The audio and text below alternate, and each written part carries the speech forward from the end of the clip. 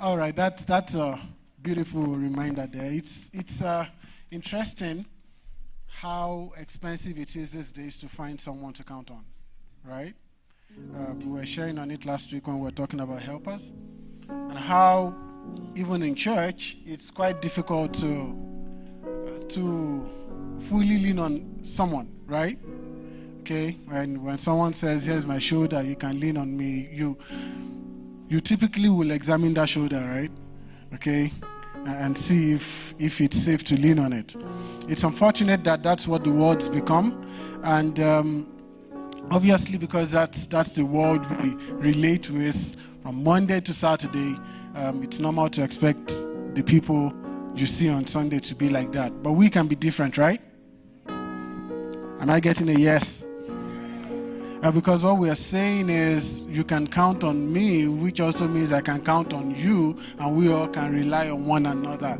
It doesn't mean you can fix somebody else's problem, but at least that person knows they have an ally. Is that right? That person knows they have a supporter. That person knows that, okay, this person, so last week we talked about someone saying, I'm praying for you, and then turning it into gossip. And in the course of the week, somebody tweeted, as a Christian, if you tell someone you are praying for them, please pray for them. And I was wondering, did he come to this church? But he didn't, obviously. Okay, but yes, that someone can say, yes, I know this person is praying for me. I know this person is watching over me. And I know that when this person tells me a hard truth, it's out of love. It's not judgment, right? And well, this Valentine's season is a reminder, okay?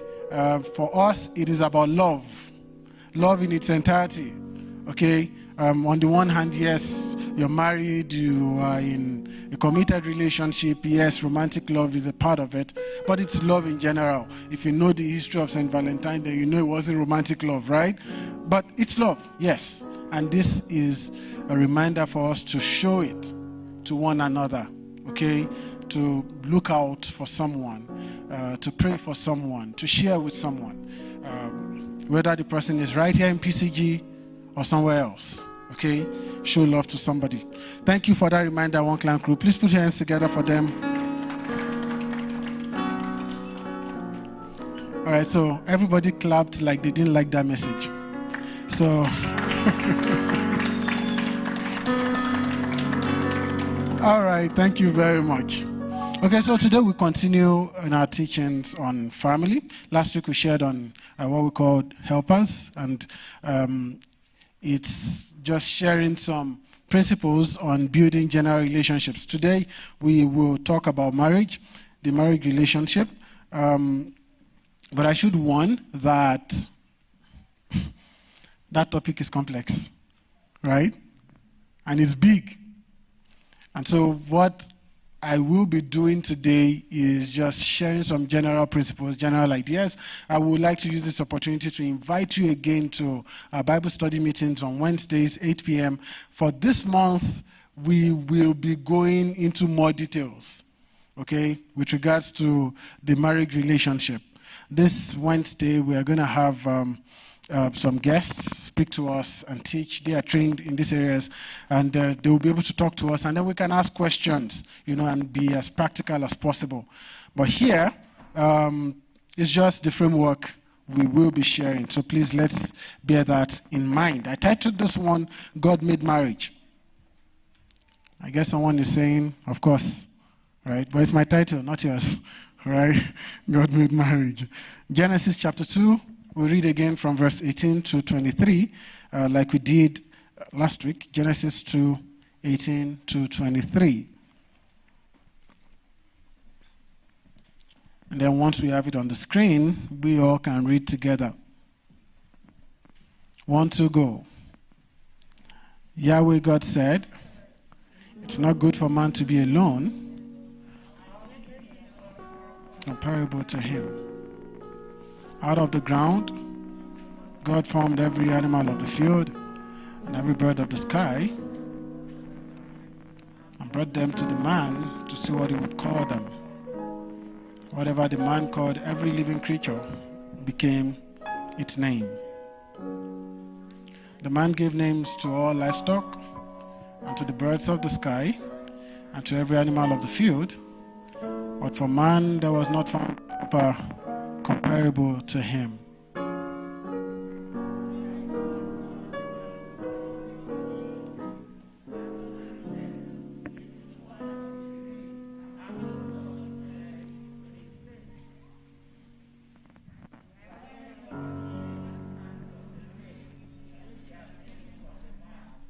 And brought her to the man.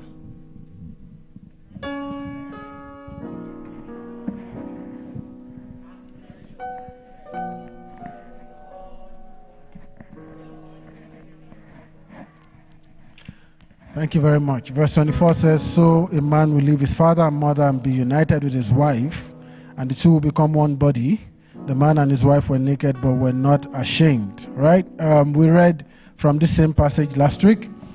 And like I said, today we will zoom in on the marriage relationship. Okay? The most delicate of them all. Right?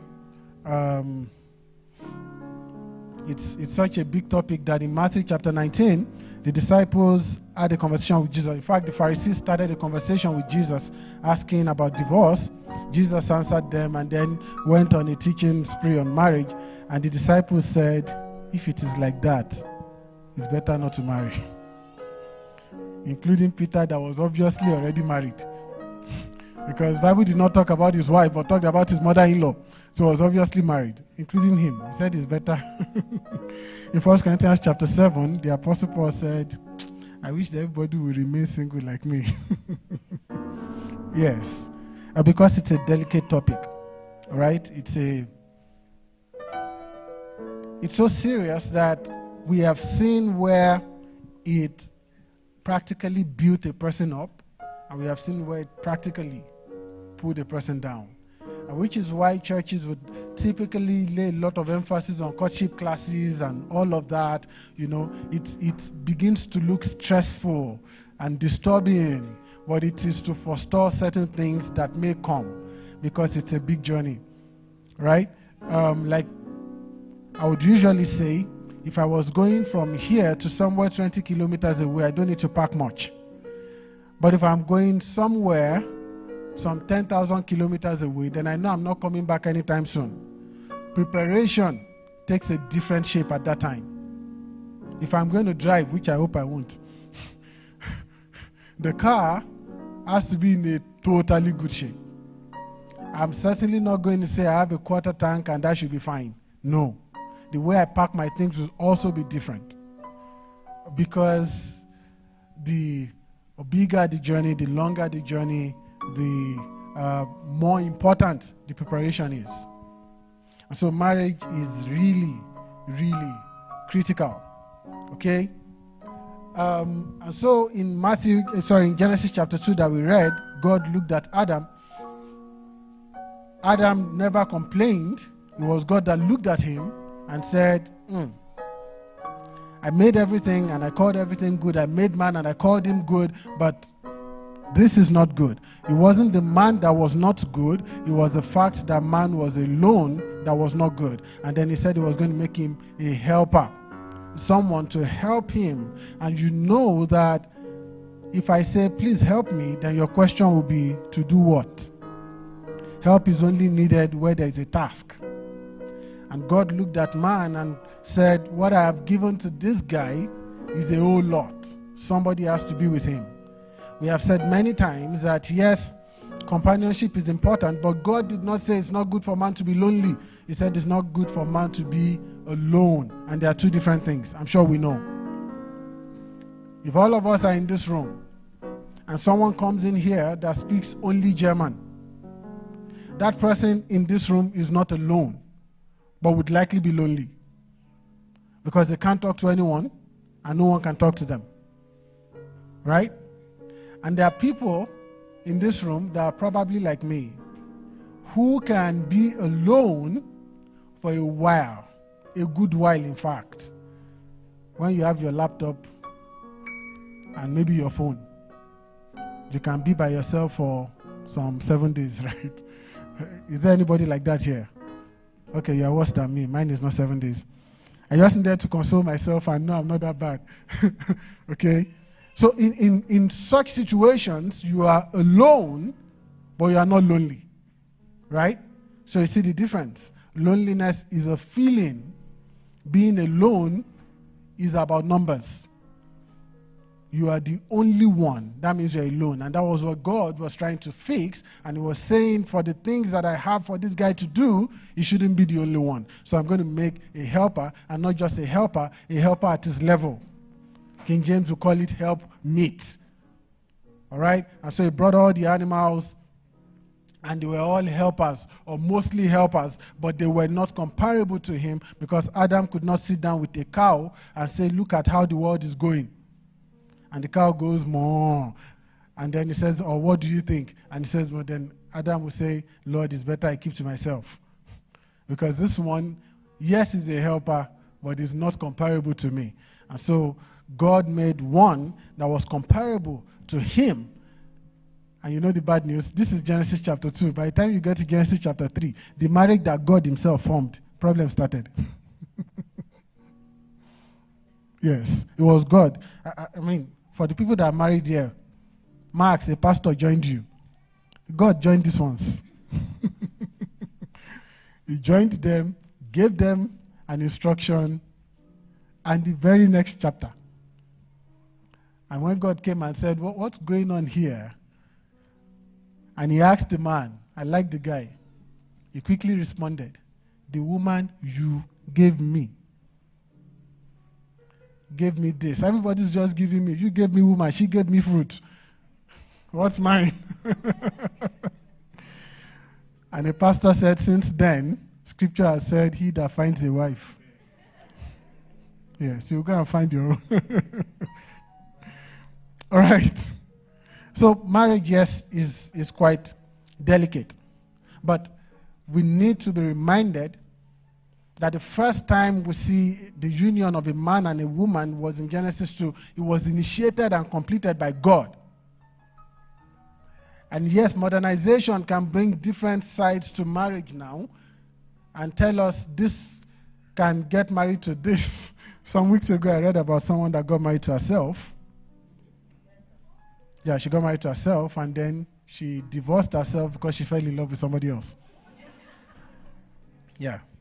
So apparently she was cheating on herself with someone else, and then, so she got a divorce, and, yes. And so modernization brings new things, because as human beings, yes, we were put on this earth to tend it, to make it better. And so we are creative beings, always wanting to bring new things to pass. And so one of the biggest questions we ask as human beings is, why not? And except you put the fear of God underneath it, we are going to question every other thing, challenge what is normal, create what we call the new normal, such that in the next 20 years, even we will not believe what we have done. And so the reminder is, as far as marriage is concerned, at least for now, God made marriage. Okay? As far as marriage is concerned, when I say at least for now, I don't mean I'll change my mind later. I mean we are talking about marriage now. God made marriage. And we need to remember that. And the best way to make marriage work is to do it the way he intended. It's very important. In John chapter 2, Jesus did the first miracle, according to the Gospel of John, at a wedding in Cana of Galilee.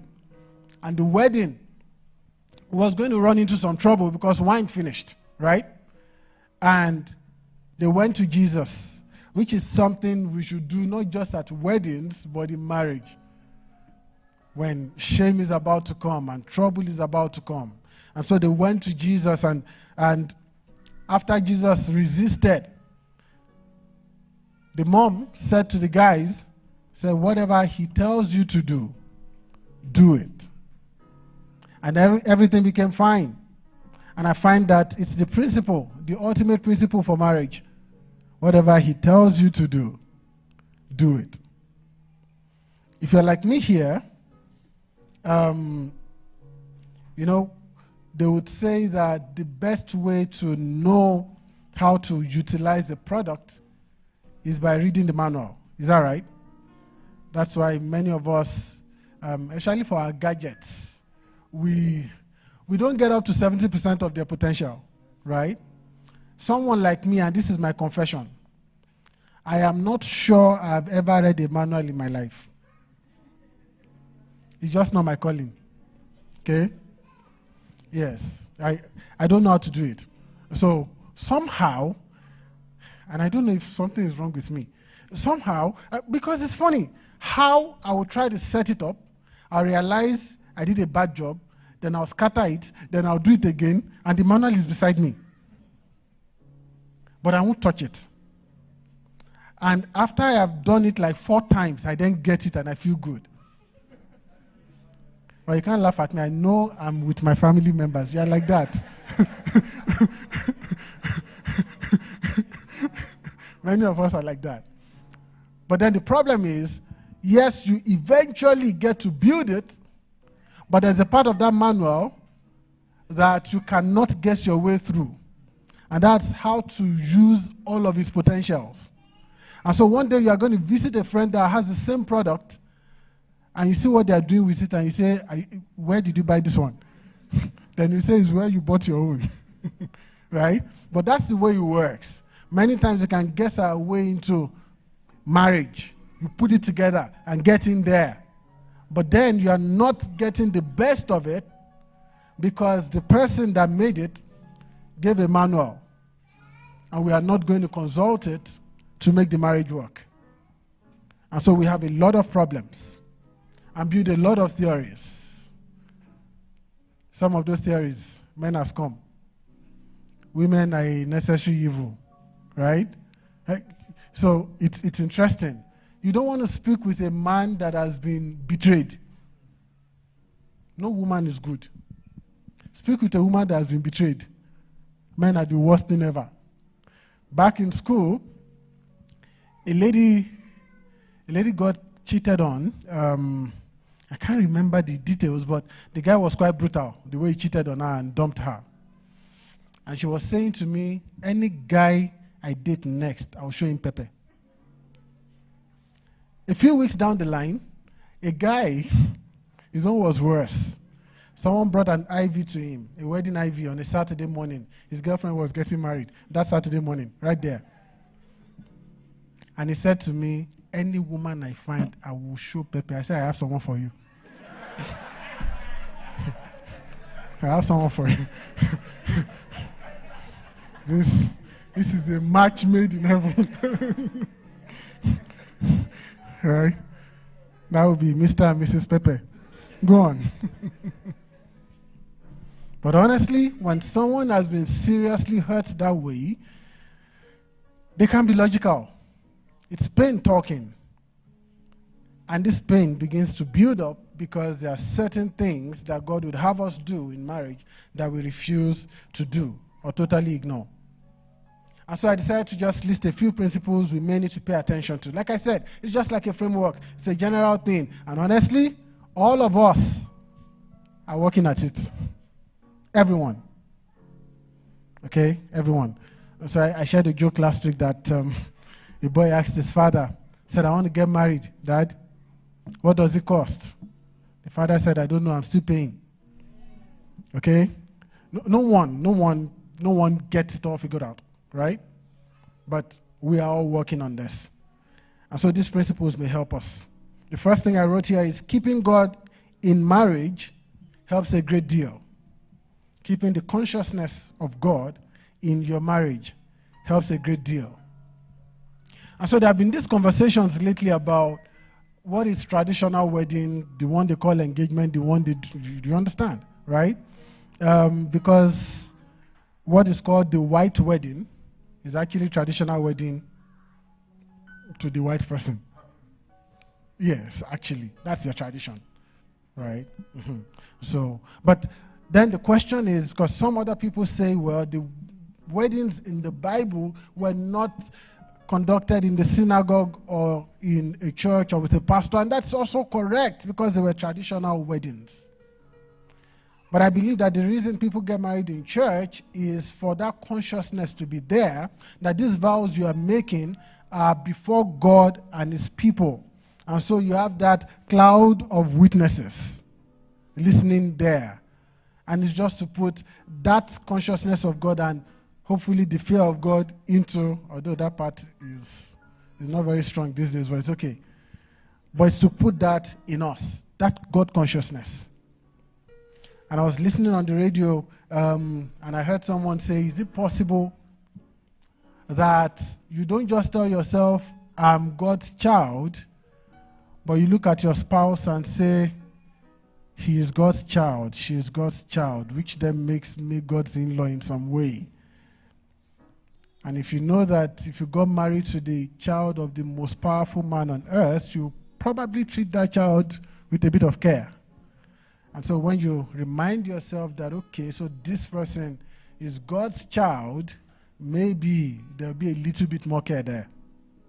Right? And it makes a lot of sense. And which is why you want to encourage people, and I encourage people a lot to marry Christians, marry believers, marry people that have the same sense of control as you do. Like I would say to some people, marry someone you can report to God and expect God to talk to. It's very important. Okay? It's very, very important. Oh, I don't like religious people. I don't either. But a Christian is good. Yeah, a Christian is good. And someone that, because the things that happen in marriages are the same. The wife will piss off the husband will piss off the wife. You may have issues over how to raise kids and all of that. What then makes the difference is your reaction and the extent to which you go. That's why we know whether you're a Christian or not. So the first thing that happens when your wife pisses you off is break bottle. And you say, didn't you see what she did? Yes, we saw it. But we also saw that you don't have boundaries. Okay? You hit someone, it is because you don't have restraints in those areas. And just in case you are thinking this person has done the worst, you don't even know their worst yet. So if you're already breaking the bottle now, what if you see their worst? But keeping God in the marriage helps. It helps us put some good restrictions on our reaction. It helps a great deal. And that's the first thing I'd like to say. The second one, balance culture with scripture. Balance culture with scripture. I imagine that most of us here are from the same culture or similar culture, right? Okay? And I've spoken with a few couples, and I've seen that sometimes we use culture to justify certain things. Okay? And in some cases, it's not that we are trying to be bad. It's just because that's what we call ideal. That's what we've always known. And in all honesty, the African culture, sometimes I wish I came when they were really doing it that time. I was just with some friends last week and saying, you know that time that the man of the house will just eat, they'll bring the food to him, he's seated. They'll bring the food to him and water, he washes and eats, and then they'll come clear everything with the bowl, and he will belch to confirm he's being satisfied. That's 5-star. You know, the way the belch comes will let you know if you did well. Okay?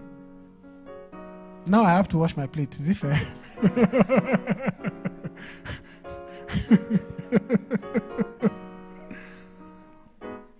A man said he went into the kitchen as a child and his father beat him out of it. I said, "You're a boy.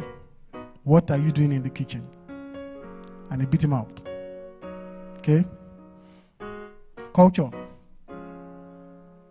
The idea of culture tells you that the man, as the head, has all the privileges and zero responsibilities. Jesus' concept of culture is service.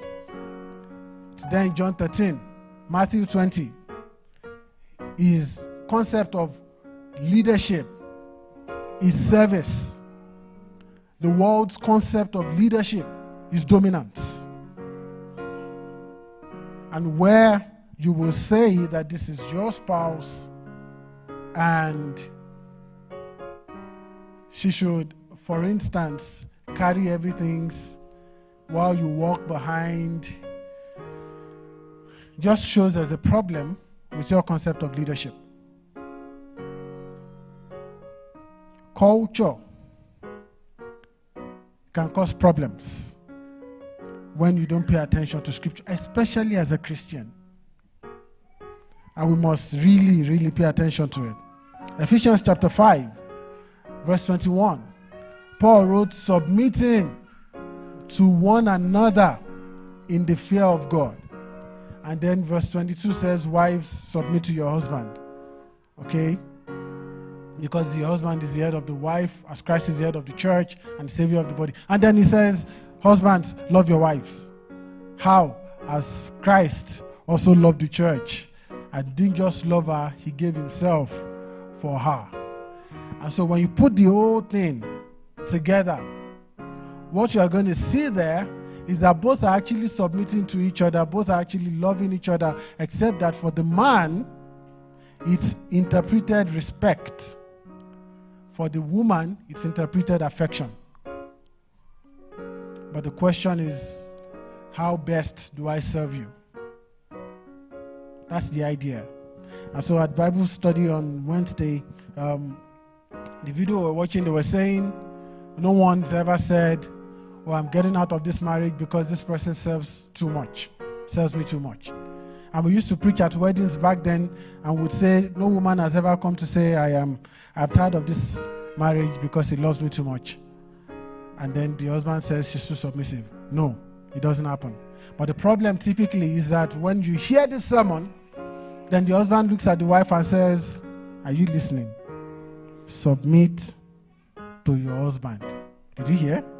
And the wife says, did you hear? Love your wife.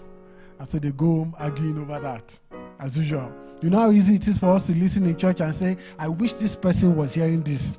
They need to hear your own. Yes, hear your own. Leave the other one for the other person. Okay? But please, let's balance culture with scriptures. In my place, they don't do this. In my place, they don't do that.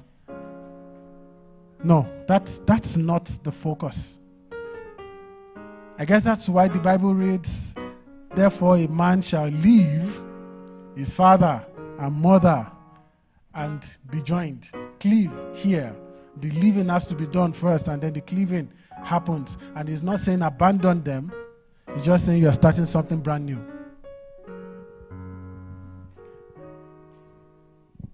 Sometimes, again, we are pretty much from the same country. And we say, this is the way it's always been.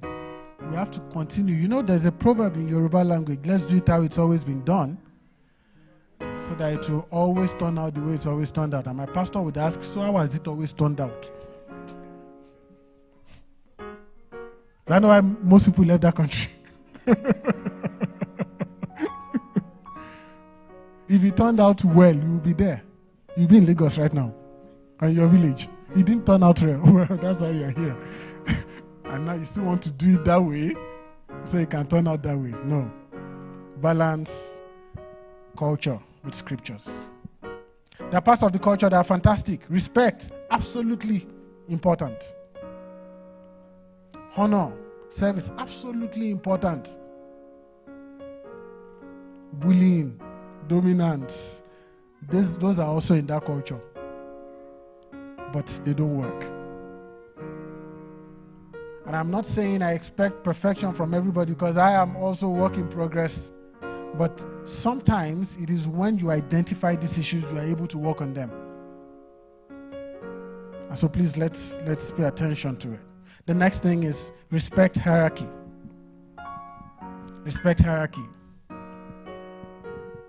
As far as I'm concerned, and some of these things I'm saying are my beliefs, maybe based on what I've read, based on the scriptures and all that, But in this church, especially if you're here for the first time, we say emphatically, ultimately, everyone has access to God.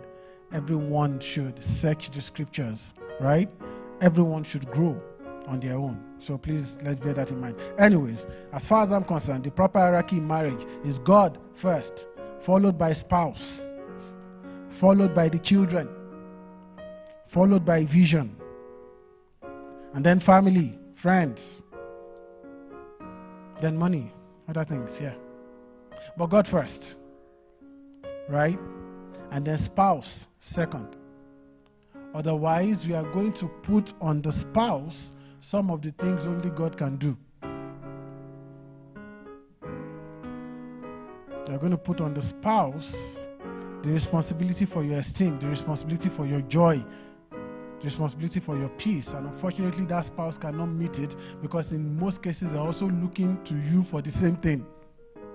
And then the conflicts start. And I've been in counseling sessions where both of them are raising issues that the other person is not aware of.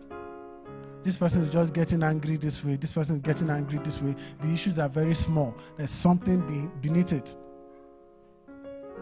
And in some of these things. But I expect that now that I have you, I should be more fulfilled than this. I should be happier than this. I should feel more loved than this. And I'm not getting it. And so because I am sad already, every action you take is interpreted through that feeling. And so please never put the spouse before God. And don't put the children before spouse. No. Don't use the children, because it's dangerous for the children too. Don't use them as weapons. Never. If you are not showing me care, I will ignore you and spend time with them. You are not making them healthy. No. So statistically, children feel safer when the parents are happy together. Not when one. So when I was in a boarding house in high school, they call it high school here, yes? There was this guy in my class whose parents were separated. And we're using him obviously for competition. And so the mom would visit today with 3 sets of each provision, I'm telling you. Each. My mom was late. My dad didn't have time, so I was the hungriest child in school. So you have to understand that I was not counting what they brought for you. And so the mom would bring all of that. And after she leaves, the dad would come maybe the next week. And there were no phones then. So I don't know how they were getting the updates. But the man would not bring fewer than the woman brought. He'd probably bring more or something. This boy's academics was terrible. Terrible. You know? But I was hungry, so he was my best friend. Right? So every time my dad came visiting, he would ask how I was doing. I would say I was fine. I was fine, yes. Because my other parents, they were bringing supplies. Yes. You don't throw the affection due to spouse on the children. Somebody said you are supposed to love your spouse and train your children. But instead you want to train your spouse and love your children. And so your children will do something that is obviously wrong. You say, he's a child. Naughty boy. Your spouse will do something small. You shout and fight. Your spouse has lived that many decades. You cannot fix them. Sorry. They say 70% of issues in marriage are perpetual. That's bad news. That's true. Okay? So, do not put the kids before the spouse. Try not to. It can be difficult, especially for women. Yes, it can be difficult because these ones came out of you, right? Yes. And some don't mean any harm. But the spouse is first before the kids. Okay? And then I mentioned vision. before family and friends. When you start a family, there's a vision, there's something God wants to achieve with your family. And it must come before the way my father, my grandfather, and my great-grandfather used to do it. It must come before the way my best friend and his friend and your friend do it in their home. No. Your family vision comes before then. And then those ones come in. And money comes after. And we have to be careful with the money talk. Because if it comes before it is supposed to come, if he picks a role it's not supposed to pick, he shoots for the very top to compete with God there. And so Jesus said you cannot serve God and... He didn't say God and Satan. He didn't say God and Satan. He didn't say God. He said God and Mammon, because that Mammon, actually, he pretends. It's good, right? Because actually, it is good. He comes to you and then you decide, you are my slave or I'm your slave. It's your choice. But we have to be careful and respect that hierarchy. It's very critical. Next, understand emotional and intentional love. Understand emotional and intentional love. Everyone here that is married fell in love, right? You, in most cases, fell in love with their spouse, right? But in Ephesians 5, verse 25, you then read, husbands, love your wives as Christ loved the church. And you're wondering, but they are husband and wife already. Why are you instructing them to love when they're already married? But you know that when an instruction comes, it is because it's not your default setting. And so you won't see an instruction like when you are hungry, eat. When you are tired, sleep. No. The instruction will be more like you may be hungry but don't eat. Fast. Why? Because that's not what you are likely to do. And so when this instruction comes, it's coming to people that are already married and saying to them, love. You know why? The love that got you to that altar was emotional. All emotions. Without you, there's no me. I can't eat without you. I can't sleep without you. The only sugar in my tea. It's fine. But when you remind yourself that there were things you loved 10 years ago that you don't love anymore, things you loved 5 years ago that you don't love anymore, then you realize I cannot base a whole marriage on that feeling. And so it comes here as an instruction. Consciously love. Intentionally love. Why? Because now that you have become married, whatever was tripping you before, see finish, right? Now you have seen it well. And when you were courting, you probably saw each other when you're fully made up, you know. The lady is fully made up, the guy is wearing and all that. So it didn't even occur to you that the lady snores. Or the husband farts when he's sleeping. You didn't know. Or that one person does it too. You didn't know all this. You went on dates and each person was eating with fork and knife and showing good grooming. Because on those dates you didn't ask for amala. But now you are home and you can see that this guy is not as cultured as I hoped. And so we usually say marriage then becomes Discovery Channel. You begin to see things. And after a while, the emotion is no longer strong enough to hold it. So the Bible comes with the decision. Consciously love. And so now you have decided, no matter how it plays out, I have chosen to love this one. And I'm going to work at improving the relationship, whatever it is I have to do. But this one, I've chosen to love. It is love as an intention. Yes, it should start with the emotion actually, as much as possible. It's not good to get married to someone you are not attracted to, for instance. But then at some point, it won't be strong enough anymore. And so that conscious decision has to hold true. And So you loved her because she was beautiful, but now you're married and you're seeing some that are more beautiful. So what's going to happen? You loved him because he was brilliant. And because you only spent a few hours together, now you live together and you have seen that everybody has a foolish side. I say something sometimes and I ask myself, yes, and now you've seen it. But then you have a colleague at work that is as smart as anything. So what do? You go there. No. This is the choice. And the instruction is to love that person. And indeed, it is through loving that person, the way Christ loved the church, that person begins to improve because they are not feeling judged. They are not feeling condemned. And now they are willing to get better. Okay, so I'll rush through this last two now.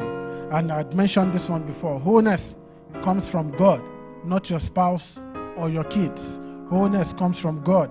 When God made Adam and decided he was going to make Eve, he took out a rib and closed up the place. Bible made sure to write there that God closed up that space. So Adam did not wake up and say, who took something from me? He didn't know. He didn't wake up and was looking for a rib. No. The place was closed up. And so the equation is 1 plus 1 in marriage equals 1, not half plus half. If you are not standing well on your own, marriage will not do it. If you are not happy, marriage will not make you happy. If you are not confident, marriage will not make you confident. Cars, houses will not make you confident if you were not confident before. Otherwise, when you see someone that has more, then your confidence dips. When you see someone you have more than, then arrogance comes. God made Adam full again, complete, but took something from him to make the woman, so there was a connection of some sort. And we must always understand that nobody can fix the other person. Okay? God decided to give Adam a helper to double him up so they can achieve. Okay? And so, Ecclesiastes 4, you see there, two are better than one, for they have a good reward for their labor. It says when one falls, the other one can pull him up, and that's the way it works. Usually, the places where one falls is where the other person is strong, and that other person is supposed to help this one up, instead of saying, you're always falling at this place. Is this how your mates fall all over the place? I didn't marry a falling person, no. I did not. I didn't marry a person that cannot stand. I didn't marry. No, that's not the idea. You're complete, this other person is complete, but in your completion, you are not perfect. You know, there's a difference. Perfect is only God. So you are complete, but you're not perfect. In other words, there are certain things you don't have that this other person has, and then that person then makes it available where you are weak. But if you have emotional baggages, please take it up with God straight away. Nobody is equipped to do it. Nobody. When you go and see a psychologist, they'll give you 1 hour, 2 hours. Finish talking to you, drive you away. And go and recuperate. Right? Because it's not like even they can live with the person. No. And so they'll give you 1 hour, 2 hours, collect the money for it, and tell you to go. Ultimately, nobody can do it. And lastly, I believe marriage is God's major opportunity to propagate the gospel. Because sometimes you wonder, so why is he so concerned? Peter wrote in 1 Peter 3:7. He said, the husband should, be considerate of his wife, as a weaker vessel and all that, and joint heirs of the grace. He said, so your prayers will not be hindered. In Malachi, God said, in Malachi 2:14, he said he was angry with the Jews. He said because they were they were dealing treacherously, as King James would put it, with the wife of their youth. And actually in the Bible, when you read it, you would see a lot of instructions going to the men, and it's because their society at that time was male-dominated. So there were barely any instructions to the women because the women were totally under the men. That was their culture. And so when you read the man will leave his father and mother and be joined to his wife, it was because the wife had no choice anyway. And so you see many places there. Abraham's servant was the one that went to bring wife for Isaac. She had not even met him. She left her whole family and had to come. So it's not that one you are telling, leave your father and mother. She left. The women didn't have a say. That was their culture. In most third world countries, that is the culture. And so the Bible then speaks to those people, unfortunately to people like us too, and says, no, do not maltreat them, okay? Because you are joint heirs. And so you're wondering, why is God so invested in this? So he said it in Malachi 2 as well. He said, did I not make them two and then join them together? He said, why? He said, because I want godly offspring. Godly offspring. In Genesis chapter 18, verse 19, he said, I have chosen Abraham now. He said, and it's because I know that he will train his children after him to follow me, to listen to my words and do what I say. The home is the first place for training, not school. Put your kids in the best school ever. Your sign will still be on them to be the most prominent. And so God is saying, if I have Christian men and Christian women do marriage the God way and raise children, godly children, then the world will be a good place. And I think that's true. I think it's true. If we do marriage the way it's supposed to be done, God's ROI on that marriage is generational. Posterity. What is coming out of that marriage? How is that marriage an example to other people? Will there be unbelievers that will say, if it's just to make my home like this, then maybe I can try your God? Would there be? Would there be parents that will look at your kids and say, this child is balanced. This child is healthy emotionally. This child is, how do you guys do it? And then you can talk. That's what God stands to benefit from it. Beyond all the romance, and yes, all of those are for you and your spouse, and it's good. But let's bear in mind that if marriage was a publicly quoted company, God owns 90% of the shares. Yes. And let's just continue to remind ourselves that God made marriage. It is good.